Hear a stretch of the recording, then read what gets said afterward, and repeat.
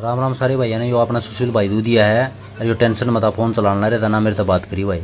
ये दो भाई अपने मेडिकल करा के आ रही है नगर में भाई, खून टेस्ट करा बोले काम धंधा कौन चलता भाई, ओका खींच लिया और नहीं तो चल जाएगा भाई, काम भी चलेगा।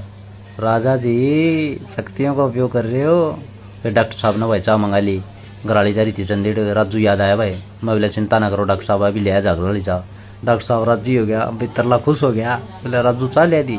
मैंने लगी भूख भाई, मैंने ले लिया पास्ता, और पास्ता सागा मैंने चाय बना ली भाई। टेम लग गया चाय पीने, पूरा दिन हो गया था। और चाय पी के पास्ता खा के मेरा हो गया भाई नाश्ता सार। मैंने डाडी भात फेर के मूछा पर कुंडी बना के अपना जीसरा हो गया। घर आके देखा भाई घराली जा रही थी खेत में, छोरी रोटी की तैयारी कर रखी थी भाई, आटा उसने दी भाई। छोरी मेरी समझदार है, मेरा पापा काम पता होगा, रोटी तैयार कर लूँ भाई। फिर मेरा छोरा बोला भाई मैं भी किम करके दिखाऊंगा। मैं बोला तू क्या करा, बोला मैं करूँगा डांस, भोलेनाथ का भजन पर डांस करके दिखाऊंगा। ओहो डांस किया था भाई।